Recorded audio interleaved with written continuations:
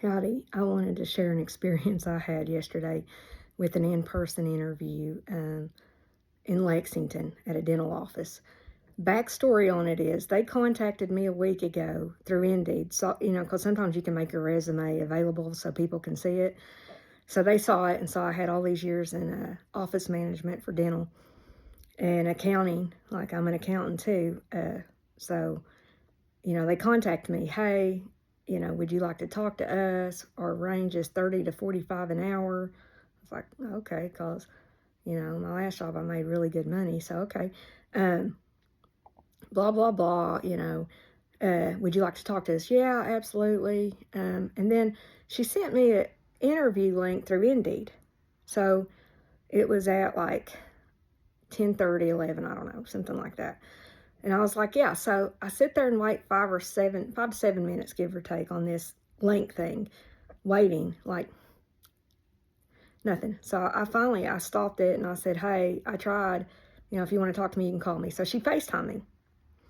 And this woman, she said that she is a consultant for this office. She helps to consult offices to train managers, blah, blah, blah. This office doesn't have an office manager, and she lives far away, and she doesn't want to do it all the time. And we talked about my experience. We talked, typical interview stuff about what I can do, what I can't do. And then she was telling me in the interview on the FaceTime one that they needed to rebuild their team, the front staff and the dental assistants. And because there's two hygienists there, and one of them, they trade off to be assistants, which is no good. They need to be able to do what they got their degree to do. So anyway, the conversation lasts 45 minutes. This is Friday, and it went well. And then in the middle of the night, I get an email from her saying, hey, I've lost the notes from our interview. Can you just type so I can show the doctor what we talked about today? And she asked the same questions again. And I'm thinking, that's really weird. You mean you can't remember what we talked about? Nothing? You didn't take any notes? So at first I was like, no, but my husband said, go ahead. He's like, but that's strange. I was like, yeah, I've never seen that.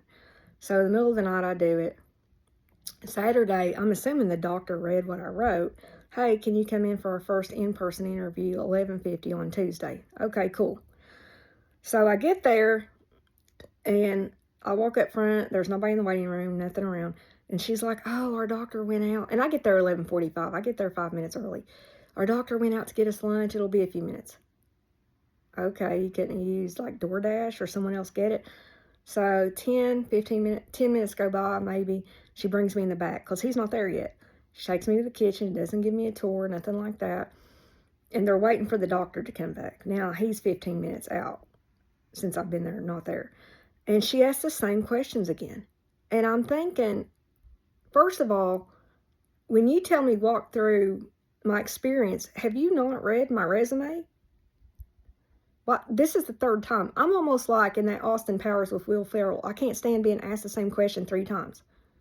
More than 3 times, like I sent you, didn't you read what I sent you? It took me 15 minutes to write that stuff. All your questions again. I had to reiterate everything I said in the first part. So I'm like, fine, okay. So after I go through that, he comes in. He brings all the food, introduces himself, sits down. And he's like, I didn't get you anything to eat. I was like, I don't eat lunch, and why would you? I'm not your employee, so I don't expect that. This is an interview. Everybody in the office is sitting there. Now, keep in mind, she told me they only had one front staff, 2 hygienists. That's it. So where are these 3 other girls coming from that I met? Seriously, So he sits down, and she looks at him and says, Tracy worked at blah, blah, blah, and has this experience. And he's like, oh, okay. And he said, well, thanks for coming in. Or before that, he said, what is your availability? And I'm like, what do you mean? I'm here for a job. I'm available anytime. I have shih tzus. I don't have kids with schedules and stuff. Well, thank you for coming in. That was 5 minutes. Less than 5 minutes. I watched my iWatch. And I'm like, I said, okay. And I'm mad at this point. It took me 50 minutes to get there. 50. Through traffic and everything in Lexington. And then, I drive a truck. That's 15 to 20 miles per gallon of gas. So I was like, okay. So I know at this point I had to flash red face because I was angry. And I was like, okay, well, I got questions for you. Because, you always should have good questions, especially when everything is ambivalent. So my first question was, what does success look like to you for your office? And the reason I asked that is because if you give me metrics, I can work on the metrics and make things better. If you give me revenue, I can work on that. All of these things that are normal in an office. He looks around the room and says, well, my success is here. And he looked at all the people. He said, the people here. He said, how I treat my employees is most important. And then, if we treat each other good, we'll treat our patients good. Now, that's okay, but that was all he said. Okay. Then I asked, how many insurances do you take? This lets me know if you want to thrive or not. Well, we're getting rid of some of the PPO plans. We just don't like how they're paying slow and blah, blah, blah. Okay, so now you're cutting your foot off because these people who've been coming to you for a while with that insurance, they're not going to come to you and pay carte blanche cash. They'll go somewhere who takes their insurance. They pay premiums, It's not like Medicaid is different to where sometimes you do pay a little bit. But with Medicaid, it's harder as an adult to find somewhere. And I understand why some offices can't afford to do it. But if you're telling me private plans are getting removed because you don't like how quick they are. So anyway, he walks me out. Like I said, I was there for less than 10 minutes talking to him. He walks me out, and I'm trying to express to him, I know girls from my previous office that need jobs, high-paying jobs, good jobs, because things are not good at that office right now since I left. So in my mind, I'm thinking, if I can get my whole team together, we could rock this out. Well, apparently he only likes to do two big procedures a day. And I think big procedures are like crown preps and maybe endo or something like that. Not like, when I think of big procedures, I'm thinking an entire quad. Okay, that's no. So he doesn't run full steam ahead. He doesn't want to run. It's just odd for me. So I go home, and I'm pretty upset at this point because I wasted my time. Everything was so unprofessional. Like I even told him in the interview, I've never had an interview this short. I don't know if that's good or bad, but I'm not used to this. This is odd. Oh, no, it's great. Now, the woman who's a professional who came to them to help them, she's the one that asked me the same questions 3 times, had no notes, nothing else.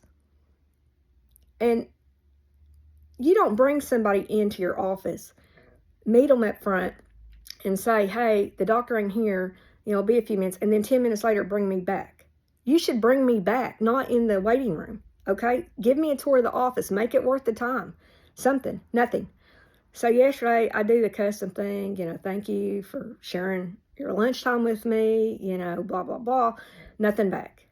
Now me, I'm the type of person to feel horrible inside about what happened. So I'd be apologizing like crazy. I'd be thanking you for taking your time to come in. Nope, none of that. And, I've had some pretty crazy interviews, but this one, if I'm more prepared than you, we've got a problem. So, I was like, yeah, no, this ain't, y'all may be all-stars and all, but no, this doesn't make any sense. And I looked around, I didn't see an office manager's office either from what I saw. They had and also, like, my idea of success is running full steam ahead. I seen only one autoclave there, which means they can't clean the instruments as fast as I, like if you have 7 operatories, I'm going to run a lot of them. But no. So I just wanted to share that, see if anybody else had that kind of weird experience. I'll probably talk more about other experiences I've had that have been combative. It's just, you contacted me. I didn't apply for your job. You contacted me. And if you're treating me like this, what do you do with the patients? If you're so relaxed on this, that's an indication you don't want me, because I'm like thinking, oh my God, I'd freak out. So anyway, I just wanted to share that.